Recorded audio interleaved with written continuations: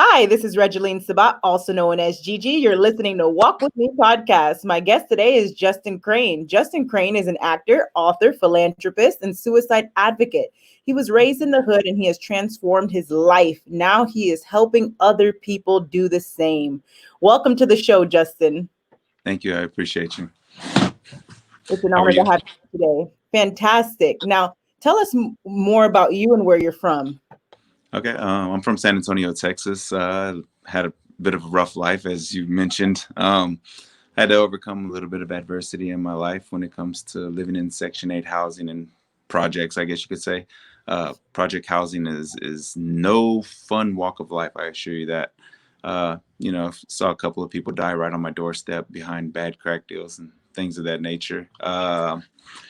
But it was adversity that was necessary in order for me to realize that I could be an inspiration to people who are enduring the same types of tribulations and trials and things of that nature in their life. So I guess it was a necessary walk in order for me to be able to help, in my own little way, shape, form, and fashion. I'm actually just a aspiring philanthropist. I'm not a philanthropist just yet, but I mean, I do volunteer work with Christmas in April. That was pretty cool, like rebuilding old ladies' homes and stuff for free. Also, I volunteered at Hurricane Katrina, and that was an experience in itself, just to see the people that had lost everything, and like how they were just like, why, God, why? And I don't know, it's just like everything was just like building me, you know what I mean, forming who you have today. And as much as I didn't like going through the adversity or going through the pressure situations and stuff like that, I mean, it did give me the character that I needed in order to feel as if there's nothing that I can't overcome in life. So I found the light in amidst all the darkness, and I was able to be one of those rare flowers that grow in the weeds. Like the seed that's planted in the weeds and stuff is not supposed to grow because the weeds take away from its nutritional value and its water and its goodness, and they choke it before it could ever get to its full bloom. But somehow I was able to overcome that and bloom against all odds. That is Um, Now, Justin, tell us more about how your life was affected after you saw two men on separate occasions get murdered over dope deals. well, I was 16 years old and I was living with my dad. And at first I was living with my mom, but we were having we were having like a personality conflict, I guess you could say, because she's a Sagittarius and I'm a Sagittarius. So we kind of think along the same lines when it comes to being a powerhouse or being an alpha, I guess you could say. And, we just kept butting heads and stuff like that. So she asked me what I wanted to do. And I told her that I wanted to go live with my dad. Well, I didn't understand the situation that my dad was living in. And my dad was living at a motel apartments over off of Nacogdoches Road. And then from there, I mean, it just got worse and worse and worse, And then we ended up going to the Sam shelter, which is downtown. And we lived there for a long time. And it was me and my stepmom and my dad and my little baby brother who was just born. Or actually, he was about 2 years old by then. That was Zach. He ended up getting taken by Child Protective Services. And my little brother, KC, ended up getting taken by Child Protective Services, as well as Barbara and Sebastian. And that's because my stepmom, she was just lost in a way. Well, actually, my stepmom and my dad were both wrapped up in a way, in a lifestyle that's, uh, I guess you could say, destroy or destructful. I guess you could say, you know what I mean? It's like a life of destruction. Let's put it that way. They were hooked on drugs, in layman terms. So seeing all that, is like I kind of never really had a real understanding of what I was going through. You know what I mean? It was just kind of like, okay, this is just life.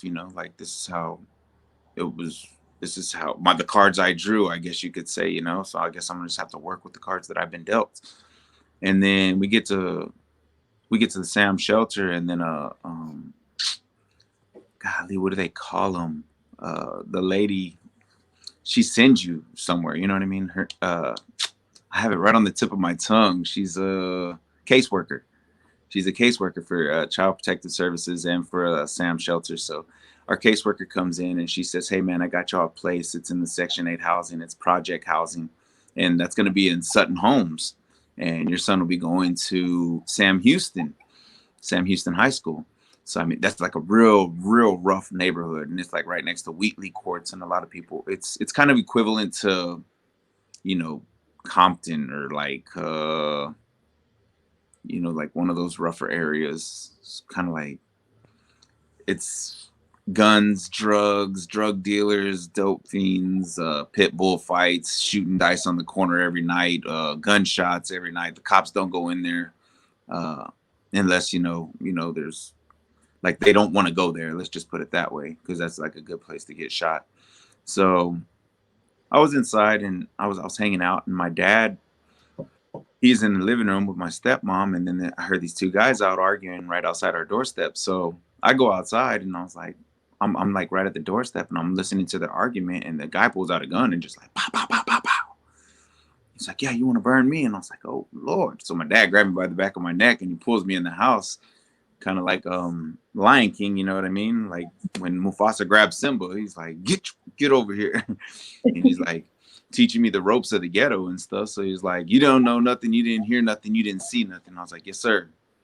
So I kind of like had to adapt to all that stuff, and try to learn the lingo, so that way nobody would pick on me, because I'm an outside kid. I've always been an outside kid. I've never been the type of person who could just stay indoors and just do nothing. You know what I mean? Or, well, I mean, back in the 80s, you didn't have a phone that could enable you to do that. It was just like, be locked in a room. No, not going to do that. You can only play with toys for so long. So I'm out there in Section 8 housing, and that's very dangerous. And I wasn't aware of how dangerous it was. You know what I mean? Until I started getting into I started playing basketball a lot there. And every time I would go play basketball at nighttime, like all the dope dealers would take their dope and they would put it under the bench, and then they would take their guns and they'd put them over, like in a little stash spot and stuff. It was crazy. It was crazy. So I was just out there having a good time, playing ball and doing what I love to do. And none of it really like dawned on me that was, um, none of it dawned on me that like my life was in danger every single day that I was out there. All I knew is I just wanted to win on the basketball court. And I thank God for basketball, because that definitely saved my life in more ways than one. So seeing those guys get murdered right in front of me, the second guy got stabbed, seeing them get murdered right in front of me, I guess it just like helped me understand that how fast life could be lived, like life could be over in a matter of seconds. And so like I said, I was only 16, so it never really dawned on me. It's just like, go with the flow, that wasn't me. I'm not. It kind of made something with it, like it instilled something within me to be like, I'm not gonna do anything for anybody to shoot me or stab me or kill me. You know what I mean? Like, I'm just gonna be, I'm gonna resolve situations with with words. You know what I mean? Or like, I'm not gonna put myself in a position to get burned like that. So anyway, we're living in Sutton Homes for a long time on Casper Walk. Never really got into any fights. Everybody kind of really cut for me. They were like on my side, and you start learning the lingo and stuff, and people want you to hang out at the trap house and want you to start serving work and stuff like that. But that means like selling drugs. But that wasn't of my interest. You know what I mean? Like, I didn't care about making a fast buck or anything like that, and I dang sure didn't want to live a fast life. And I knew that was of the fast life. And one time Dino did put me on, and I brought all this dope back to my dad and my stepmom, and I was like, "Hey, look, Dino gave me this and he wants me to sell it. He said I could make $200 profit."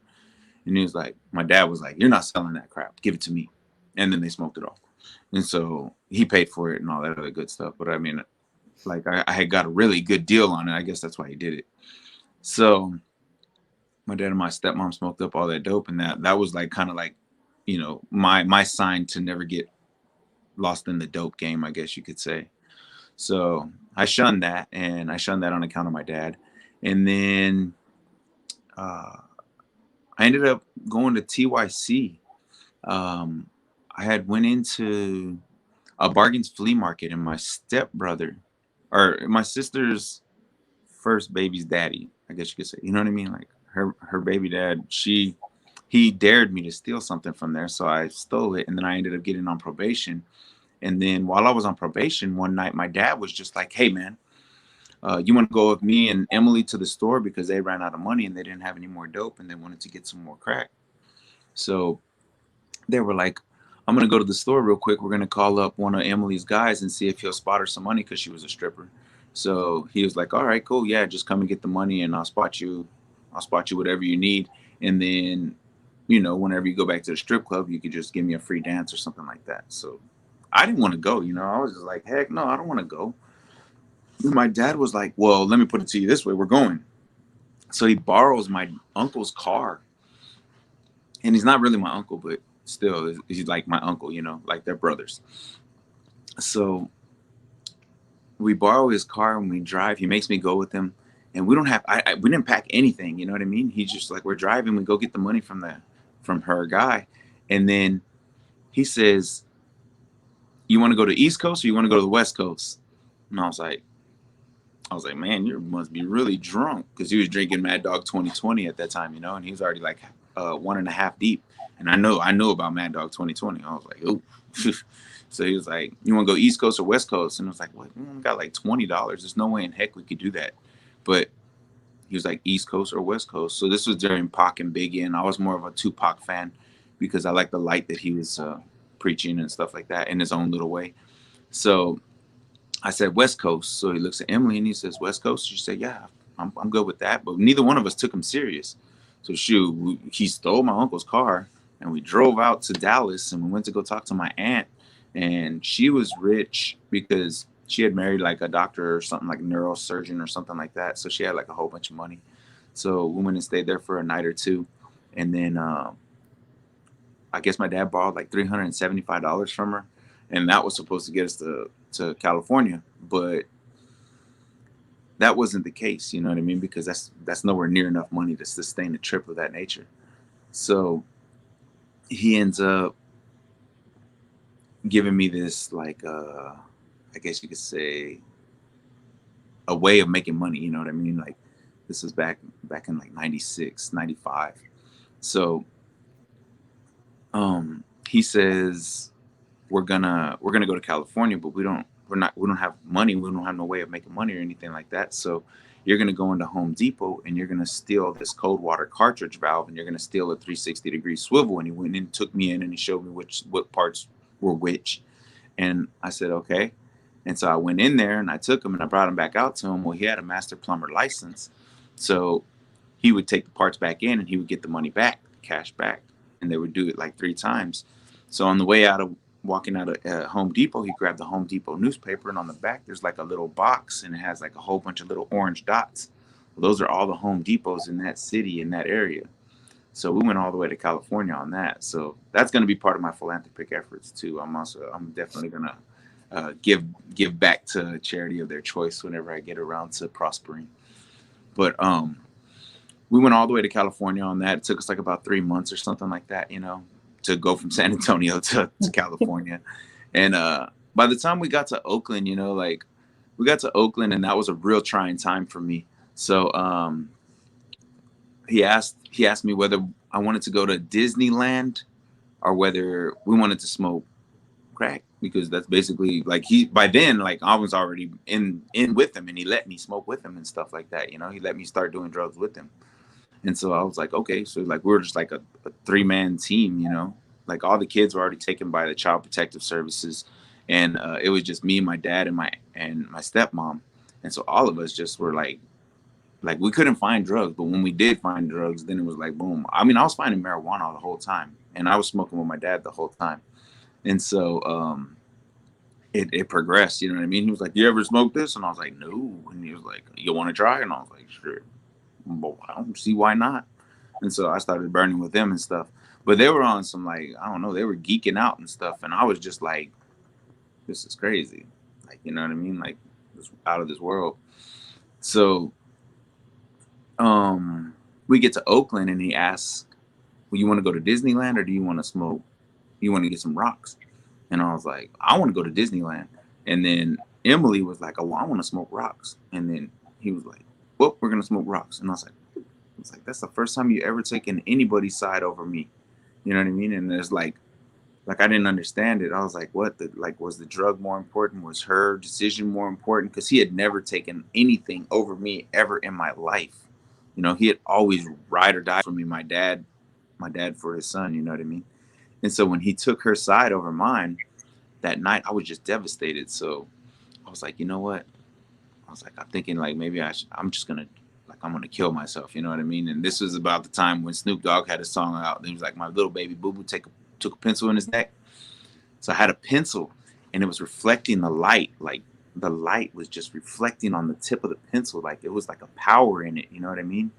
And I had it, and I was just gonna like, I was just gonna like do myself in, right? And there's no way my dad could see me or anything like that. So he said, out of nowhere, he just goes, "That's the coward's way out." And he says, "I didn't raise no coward." And I'm like, I'm crying already. I'm crying, but I'm not like letting him know, you know what I mean? Like how hurt I am or whatever. And so he says, "That's the coward's way out." And I started thinking about it, and I was like, he's right. He's like, that is the coward's way out. And I've never been a coward because I've always been like athletic, competitive. You know what I mean? Like since I was 7, my dad put me in. He put me in Pop Warner football. But when I was 7, my dad was dealing drugs for the Banditos, which is a biker gang here in San Antonio. It's actually a biker gang nationwide. So he was dealing drugs for the Banditos and stuff. And at eight, we ended up getting raided. But by then, I had already had built a rapport with my dad, and I started playing football, and I was like becoming competitive and stuff like that. But I was around dope dealers and dope fiends, and you know what I mean, like all day long. It was just like nonstop, in and out the house, in and out the house. People knocking all hours of the night, bringing stolen stuff, stupid arguments, over nothing. So I kind of like got adapted to that at a very young age, and um at about 8, we got raided, and they kicked the door, and I was supposed to go to Child Protective Service, but my mom ended up showing up like out of the blue. And she was on her way to California, and she was coming to give me a kiss goodbye. And so when she showed up, like thank God she did show up. She shows up, and like the cops were already getting ready to send me to foster care, and they were like, "Who are you?" And she's like, "I'm his mom." And they were like, "Show us some proof, and you could take him with you." So now all of a sudden, I'm my mom's burden. Like my mom only planned on going to California with my brother and my sister, and her and my stepdad. So now I was like a burden to her or something. You know what I mean? And she had another mouth to feed. I don't think she was expecting that at all. So we get to California, and there's a major earthquake in '89. Bridges collapse on each other. My mom was supposed to be in that. I'm just giving you like a real like condensed version, you know what I mean? Of course. And so even though it seems elaborate. So we get there, big earthquake in '89. She was supposed to die in that earthquake, but one of her friends called her early in the morning, and they were like, "How much do you make a day?" And she was like, "About $100 a day." He said, "I'll give you $200 if you go to my bar, because somebody just left my bar and now it's wide open. I don't want somebody to go in there and steal all my stuff." So my mom was like, "Okay, cool." Well, that same day the earthquake happened. Well, that scared the heck out of my mom. So she was like, "We're not staying here. We're going back to Texas." And then that's how I ended up getting back with my dad. Because my dad got out on a minor technicality. When we got raided when I was 8, he they raided him for cocaine, but he had no cocaine in the house. He only had methamphetamines. So it was a minor technicality because they specified on the warrant. So they let him out on a minor technicality 8 days later. But by then I was already in California for a year. So when I got back, I was getting into a whole bunch of trouble. And that's how I ended up going back to my dad's, because my mom asked me, like, what the heck's your problem? Like, why can't you just be good? Because she's trying to teach me like morals and values and manners and how to be a good person and stuff like that. But I was already raised to be a rebel, to be like, I don't have to apply. Those rules don't apply to me. That's your world. You know what I mean? My world's way different. I guess they didn't I guess there was like no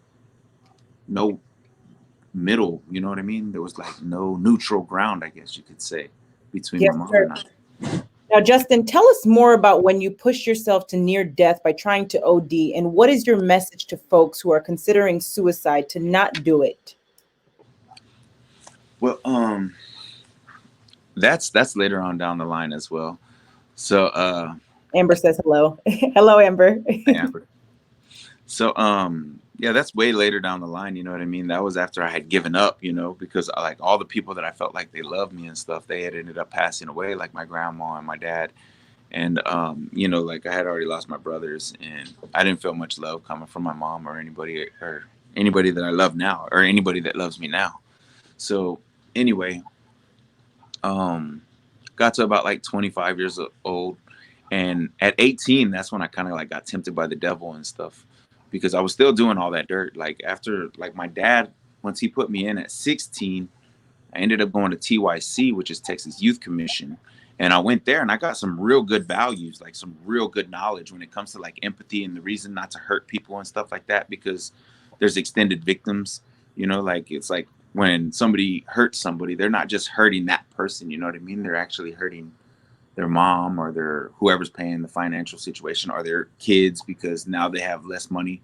Like let's just say if I went and killed this guy, you know, I'm not just killing him.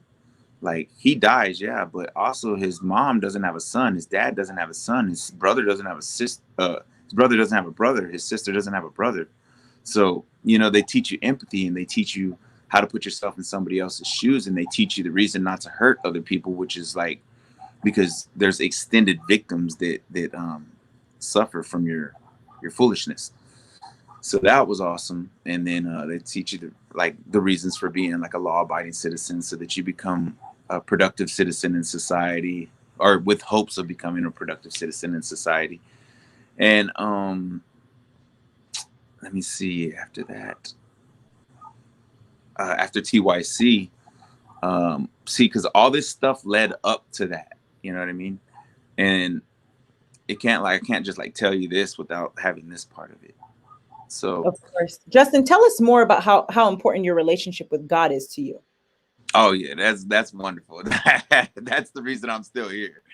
Like I have no reason to be here. You know what I mean? I gave up a long time ago on this life in this world and stuff, but yeah, God saved me. Like God sent me an angel, you know, on the day that I was that on that day actually that when I planned on just, you know, I wasn't gonna kill myself, you know, because remember my dad said that that's the coward's way out. So I was like, you know what? If I can kill myself, I'm just gonna party myself to death.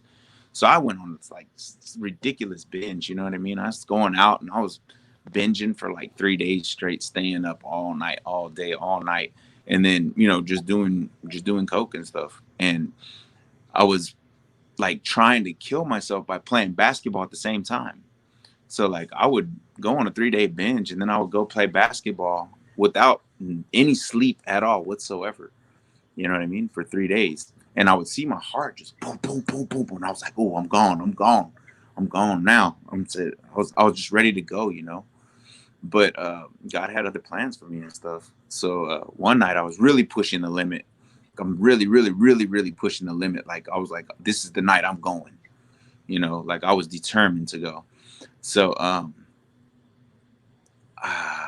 was in my mom's garage, and while I'm in my mom's garage, I'm down there and I got like a tray and I'm like, boom, I'm doing line after line after line. You know what I mean? Like I did a 16th by myself, which is 1.6 grams.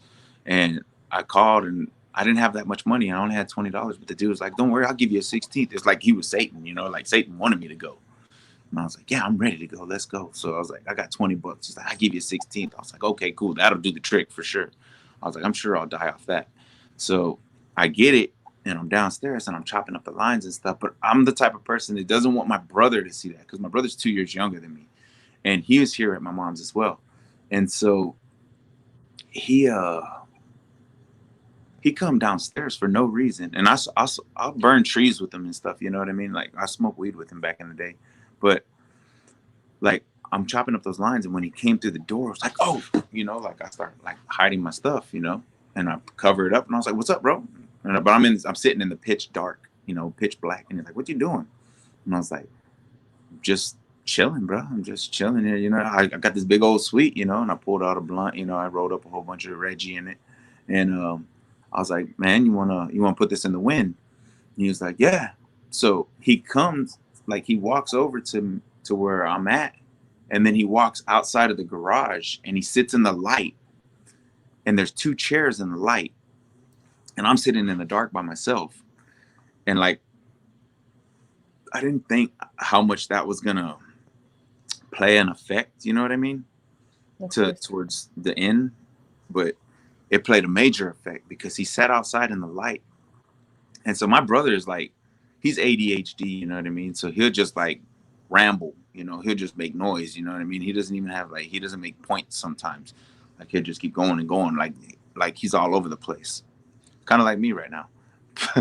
But anyway, um, he's sitting outside and he's puffing and stuff.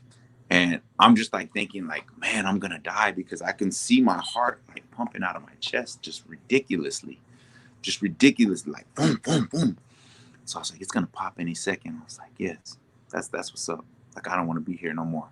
And then my brother, he says, why are you throwing away all your potential?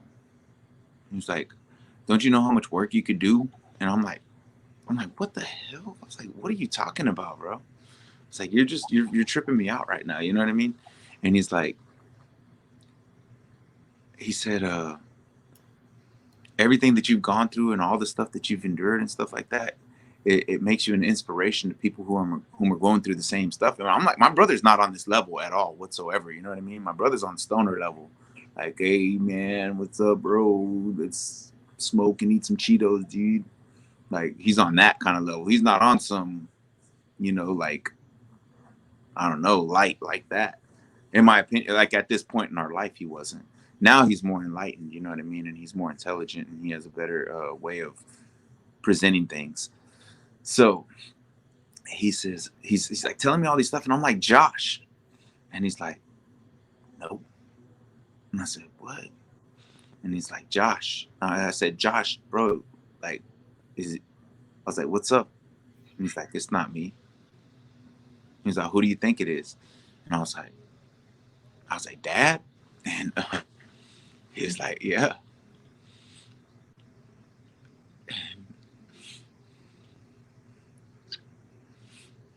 Take your time.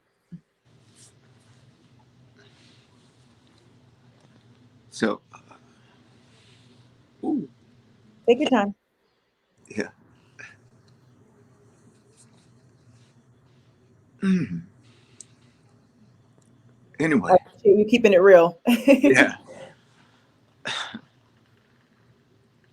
Long story short, he saved me, and he was telling me like all this stuff, like stuff that I need to do for for Jesus and for God and stuff. And I was like, for what? I'm not interested. He's like, it's an honor. And I was like, oh, okay. Wasn't really, I wasn't really aware of what an honor was at that point in my life. So I was like, okay, yeah. What does he want me to do? You know what I mean? And I was just so happy. At that point, I got real happy because I was like, dang, all these years, like God never showed up. And Satan was coming after me. Satan was like, boom, I'm here for you. I'm here for you. I got you. And there was never God. So finally God came for me and I was like, okay, bet. I'm ready. I'm ready. So I guess like I started like getting in the book and stuff and I started like learning and I started like trying to put two and two together, you know what I mean? Just like on my own though, And so I wasn't doing too much work at that point, and I should have been working because that was necessary in order to be like a successful person in life when it comes to all the things that are the things that we need to set up for our babies. You know what I mean? Like trying to give them a good place, a good platform, or like a good place to grow. That's basically what it is. A lot of people don't understand that like babies are just seeds and they're growing and stuff. So you want to grow them. So in order to grow the babies, You want to do it just like you would treat a plant. You want to make sure that it gets plenty of water. You want to make sure that it gets plenty of light. You want to make sure that it gets wholesome, nutritious food, soul food preferably, which means you pray for them. You know what I mean? And you think about the attributes that surround the position that you want your baby to be successful in. And if your baby loves to go out and run, then you want to like pray that he has a speed and quickness and agility and balance. If you want him to be an athlete, you want him to have athleticism and strength and arm strength and leg strength, core strength, and good decision making and clutch, so he could come through in the clutch and he could find that happiness when he's doing what he loves to do. Or if you want him to be, I don't know, really smart, you want him to, you pray for wisdom and knowledge and understanding and intelligence. Charisma's great. You know what I mean? You just think of attributes and you ask God for that stuff because we're his children and he's our father. And a lot of people don't know that. A lot of people like take that for granted. You know what I mean? Like, oh, this life's like, this is a gift. Like, this is, I'm good. Like, I'm alive. This is, they just assume that it's for granted. And it's actually God who's given it to us, out of the, I guess you could say out of the grace, out of the God's good grace. You know what I mean? And Amen. Yes, sir. Now, tell us more about the major challenge you have had in your life, such as having to adapt to living in society after serving 6 years and 9 months straight in the penitentiary. right. So after I got right with God and stuff like that, like after I really started locking in and I really started going all in, it's like I find out that my friends aren't really my friends. Like a lot of them are already locked into a deal with the devil, or like they have some type of, like loyalty to wickedness, I guess you could say. So the devil was like, "You're gonna keep that up, I'm gonna pull the rug out from under you." And I was like, "Whatever, I'm with God. I don't care." You know what I mean? God already showed me what's good, so I'm with that. That's what's up. And that's like my attitude that I was taking into it, because I already had the hood instilled in me. You know what I mean? And I didn't have any type of reform. I didn't do any type of refining. That I didn't understand that was necessary in order to carry myself like with grade A classmanship. Like when you're a one, you represent more than just yourself. You know what I mean? You represent A1. So when I go out now, you know what I mean? I'm lined up, I'm shoot, everything's A1. Because when they see me, I want them to be like, "Oh man, what? Well, yeah, I believe in God. Yeah, I'm A1. This is what happens when you're A1.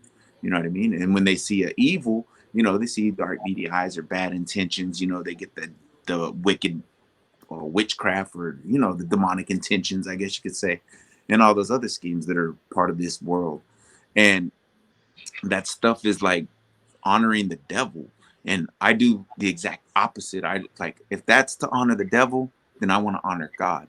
So I try and find like something similar to that, but the exact opposite. So like, and do it for God instead of for the devil. You know what I mean? So like if they're saying no God, I'm like, oh yeah, K-N-O-W. You know God? Since when did you come to know God? Because there's two ways you can spell that. It's not just N-O, no God. It's K-N-O-W, no God. It's not just know Jesus. There's also K-N-O-W. You should know Jesus. You know what I mean? Like, oh, you know Jesus? That's awesome. Like, so when did you come to know the King? And a lot of people, they don't give Jesus his respect, and that's messed up, because everywhere in life, everybody's sitting here and they're looking at Michael Jordan or they're looking at LeBron James, and they give him this respect as the greatest of all time. And that's because he's the greatest basketball player to ever walk the earth. But what a lot of people don't want to do is give Jesus his respect as the greatest of all time, because he's the one who beat the devil in every single aspect of the temptation.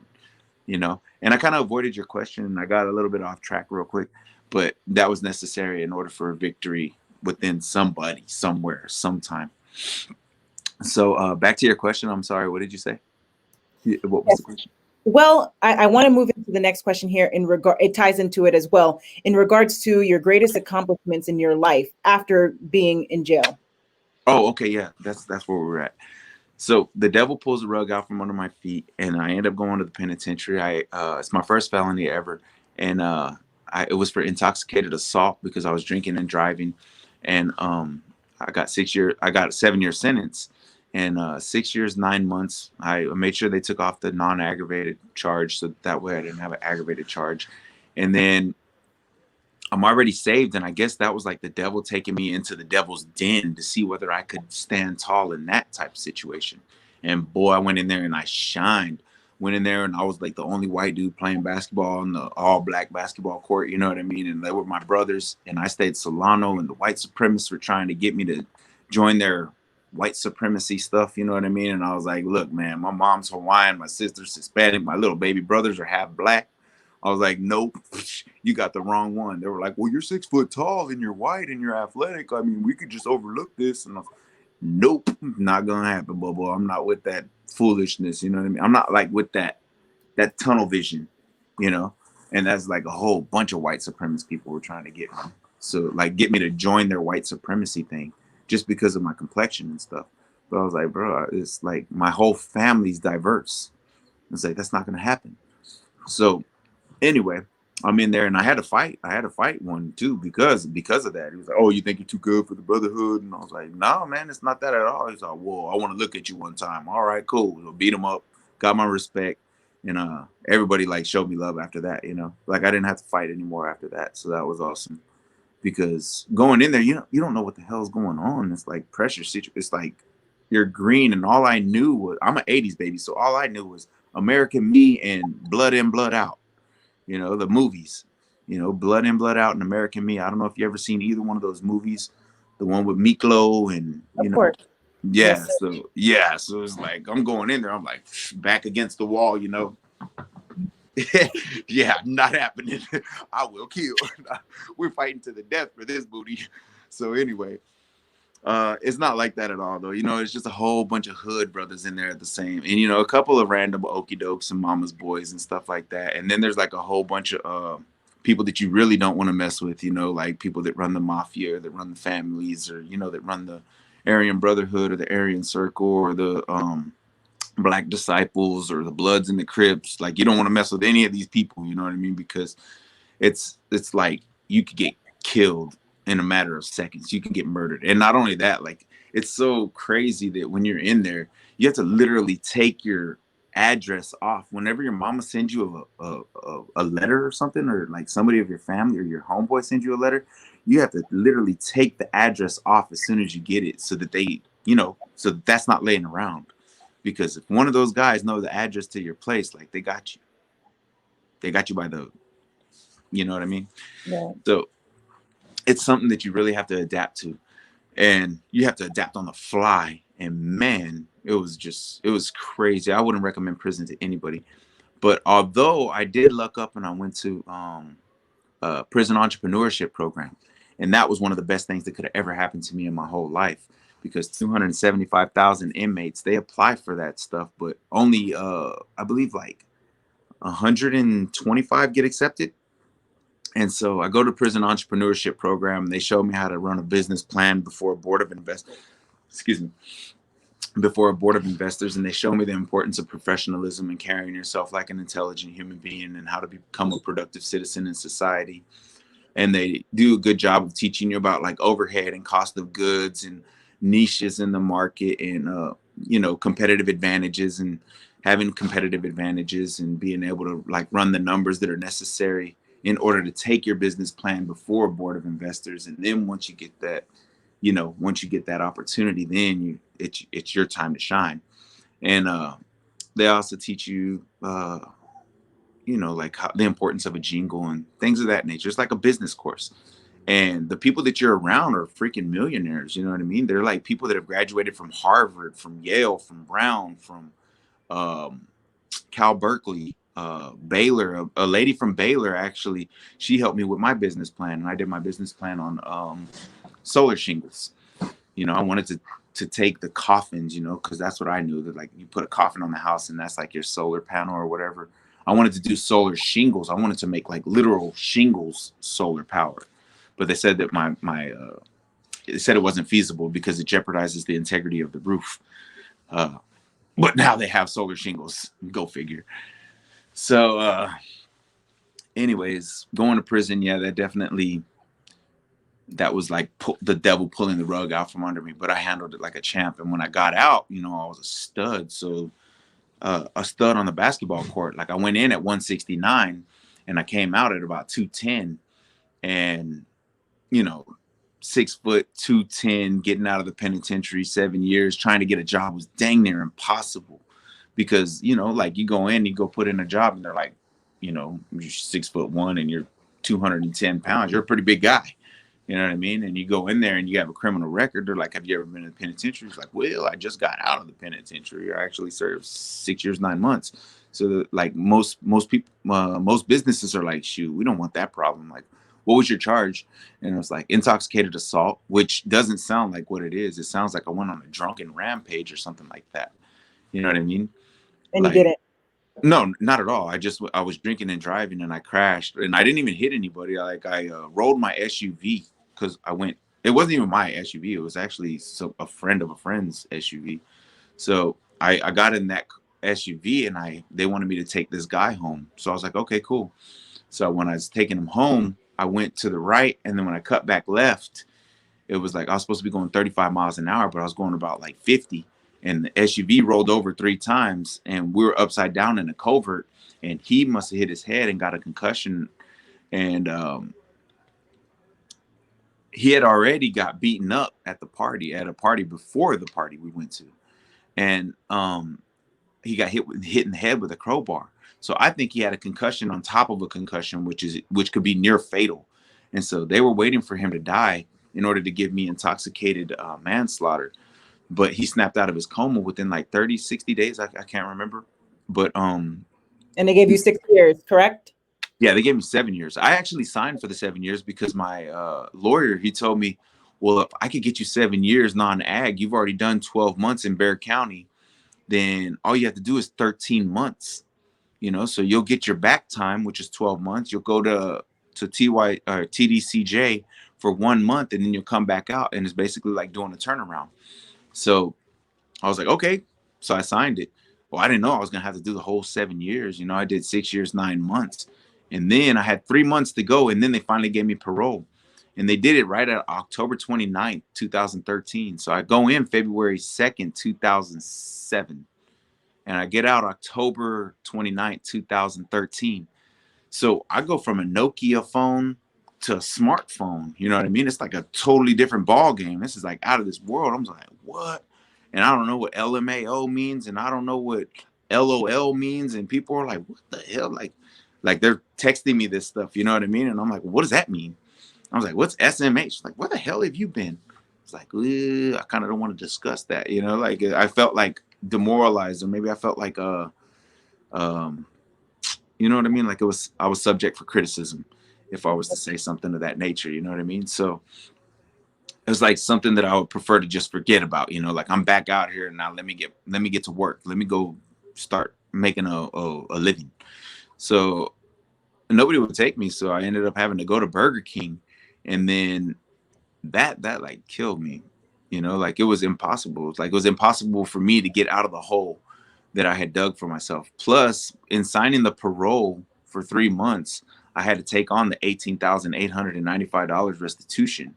So I came out with that much debt, you know what I mean? And so I was just like, there's no way in heck I'm going to be able to do this working at Burger King. So I jumped into the restaurant industry and I started kicking butt. Like I already got social skills. I already have good mannerisms. I already have good manners. I already know how to be on time. And all the cooks are usually convicts. So I know the lingo of convicts. So I could, hey, bro, look out for me one time. You know what I'm saying? I got you, dog. Don't worry about it. And they're like, what the hell? They're like looking at a tall white dude talk like them. And they're like, okay, that's my boy. I'm like, that's what's up. Yeah. Let me get them wings, man. So they were like, I would get them in my pocket, I guess you could say, you know, like homeboys, you know. And I know that $5 isn't much, but $5 goes a long way with them because they're waiting on their paycheck, you know, every 2 weeks or whatever. So it's like, here's $5 tonight. Here's $20 tonight. Y'all looked out for me, man. I appreciate y'all. Y'all, that's what's up. All the other servers are looking at me like, why do you give them money? I'm like, because if anything gets messed up, guess what? Who they're gonna fix? Oh, yeah, they're gonna fix my stuff like that. You know, like let's say you go there and you order a steak and you order your steak and you want it medium, and I bring it out to you and it's well done. You don't want to eat that.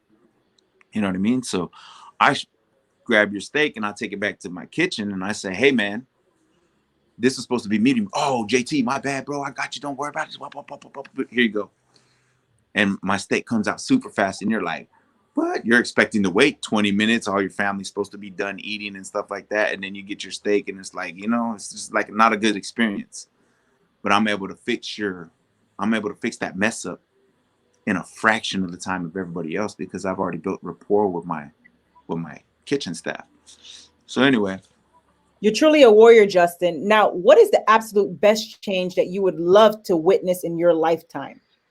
the best change that I would love to witness in my lifetime. Oh, I would love I would love for the United States to fix the broken system that we're living under, because the system that we're living under, the devil's had his hand in it the whole time. You know what I mean? Creating it so that way it causes oppression and it keeps people at this level. You know what I mean? It keeps them like just stopped right here. Like you can't get past this unless you know somebody up here. And so if we could fix that system to where it could eliminate, I would say the most important thing that we can eliminate, or the irony, the wonderful irony is eliminate the need for financial stability, I guess you could say.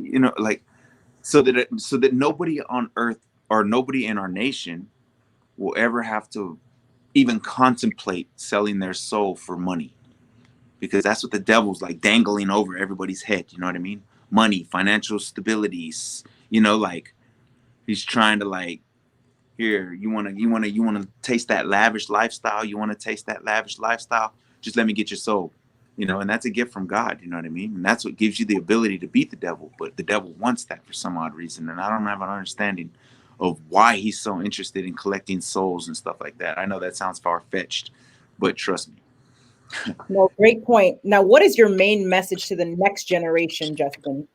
To the next generation, Yes, sir. um, to grow, to grow the best you can. You know what I mean? The main message I would say is to never give up and to always just keep building and just keep growing and give yourself enough bricks in order to, bricks meaning prayer bricks, like each prayer you pray is a brick, and you want to have enough bricks to build not only a house, not only a two-story house, not only a mansion. You want to build a castle. You know what I mean? You want to have enough bricks to do that. So imagine if each brick that you prayed, every day that you prayed, like you would speed, quickness, agility, balance, awareness, coordination, good decision making, stamina, clutch, all that stuff is like one brick, one brick, one brick, one brick, one brick. And it starts off as nothing, you know what I mean? But like by the time you finish building, you have a magnificent, you know what I mean? A Yes, sir. magnificent home. I love And it. you use that home to honor God. And God, trust me, God will make that lovely. But Very. Now, what is your best advice for walking with purpose and living a life of happiness to the audience?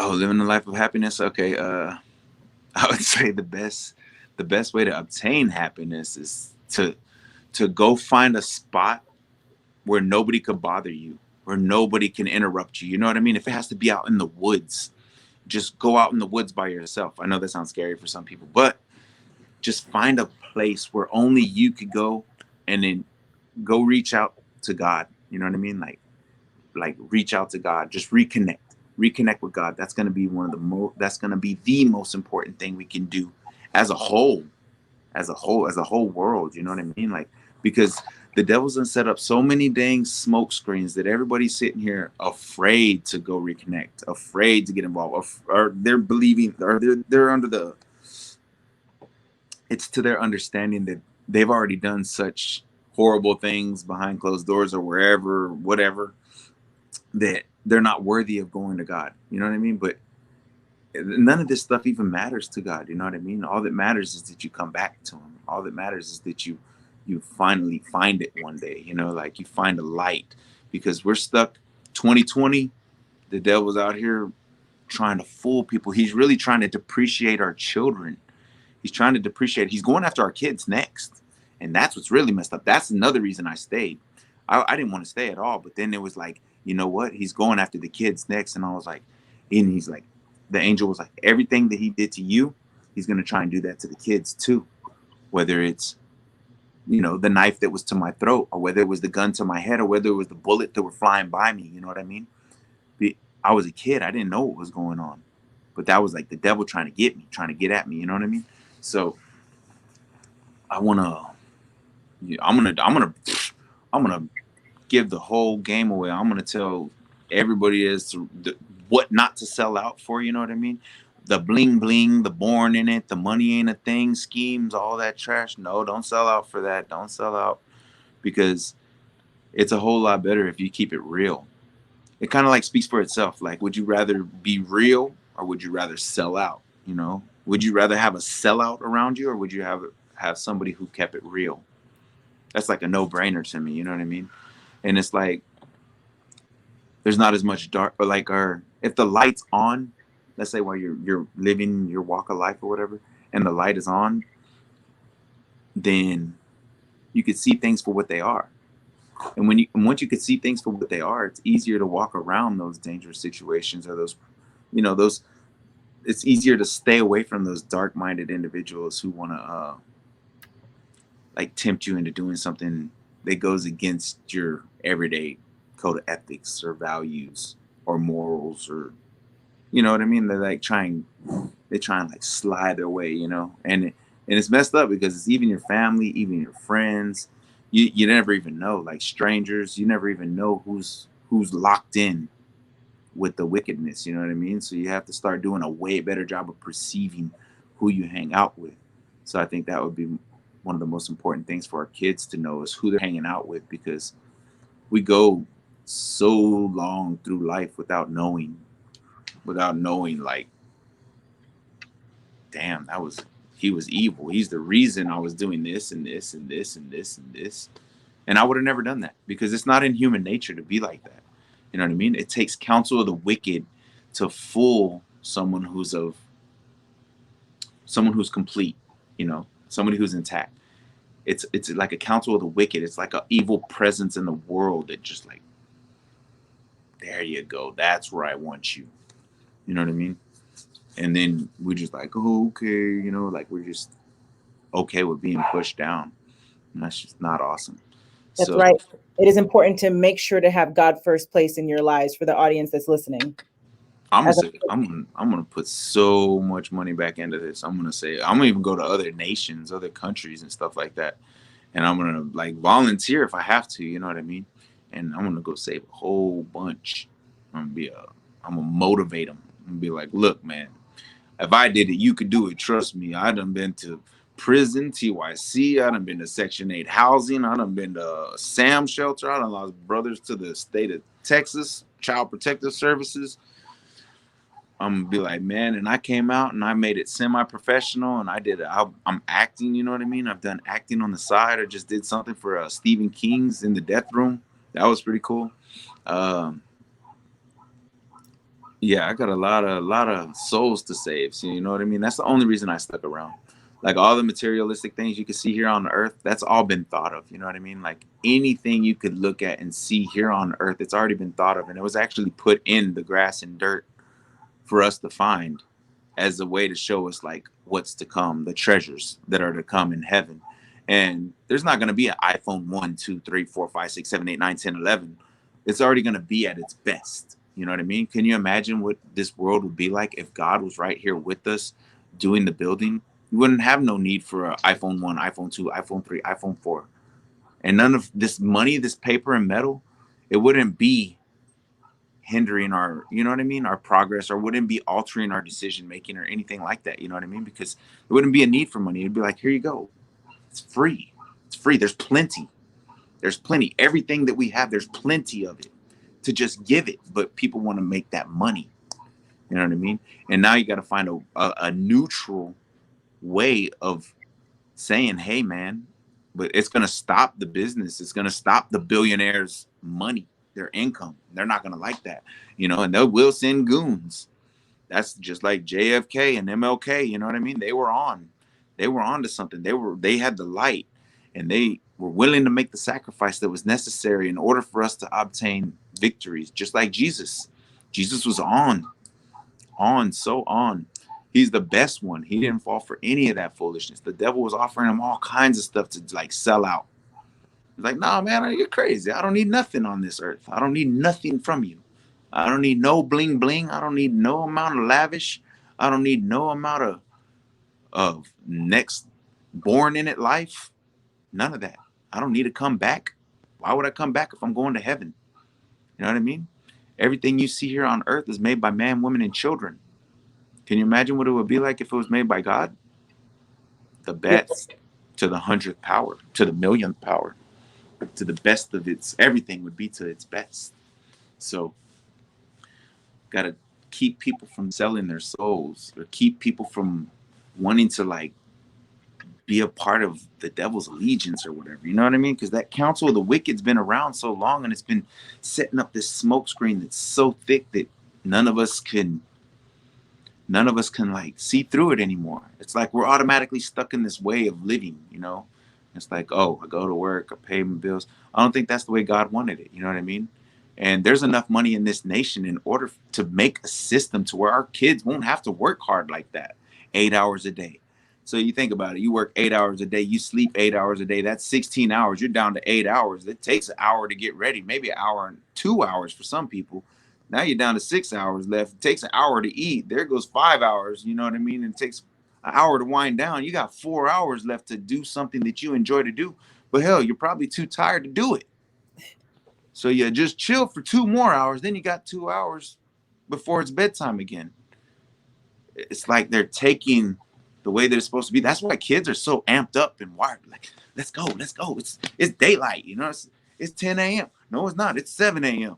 Well, get up. You know, and then they want to stay up till 2, but we put them on a schedule and we're like, no, you know. But I'd say the most important thing right now is the big bad wolf is he's trying to depreciate our children. He's trying to thin the herd. And how he's doing that is, you think of the three things that anything needs to grow in this world the most. They need water. So how does he take water away? He makes soda more appealing. He makes soda more common. He makes coffee more common. He makes tea more common, especially sweet tea. So he's depriving our children of water in that sense. And then wholesome, nutritious food. So he makes fast food, fast and prepared like that with no nutritional value whatsoever. So now all of a sudden they're not getting wholesome, nutritious food and stuff like that. You know, they're getting something made quick, boom, from the store, pow. You know, and then after that, it's fresh air and sunlight. How is he depriving our children of fresh air and sunlight? Here's a phone, stay your butt inside. And a lot of people don't realize when they're living in their life, they're actually living their life like this. You wake up in the morning, you're breathing AC. You get ready for work, you hop in your car, you're breathing AC. You get to work, you're breathing AC.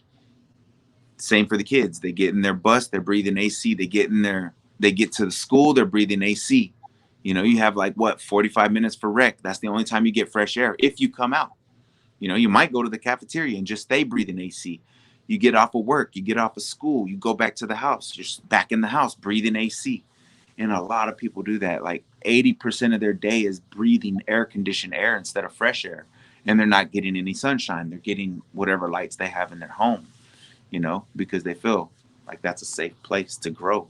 But they don't realize that if you were taking in good water, going out, running and working yourself out, getting that sunshine, that's growing you. That's how you grow. That's how you grow anything in this world.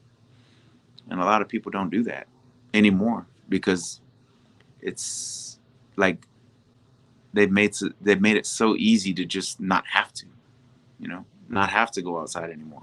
Like, why go outside?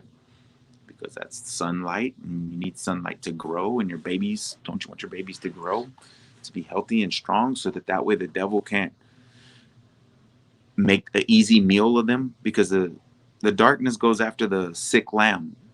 The big bad wolf doesn't want a tough meal. You know what I mean? He wants a sick lamb. So how do you get sick lambs? You make a whole bunch of sick lambs whom are just living off of AC, fast food, and coffee, sweet tea, and soda. now they're withered. You know what I mean? Oh, that's an easy lamp. That's an easy pickings. Very powerful. Justin, thank you so much for being a guest on Walk With Me podcast. I truly appreciate you. Now, where can the audience find you? Where can they find me? Yes, Oh, sir. you'll be able to find me all over the place here soon. But right now, you can just find me on Facebook. That's the only platform, the social media platform that I use. I do have an Instagram, but I've only put one picture on Instagram, and I don't feel like getting involved in that because it's just going to snatch a whole bunch of time out of my day. You know what I mean? And I use a lot of my time to try and find better ways to praise God. You know, I try and find the best way I can praise God, and then I'm going to share that later. And then I want to know like the best way you could praise God. Like, what's the best way you praise God? It's like on my knees at night and give thanks and putting my hands high to the sky. Mine is saving souls, of course, but I was just using that as an example.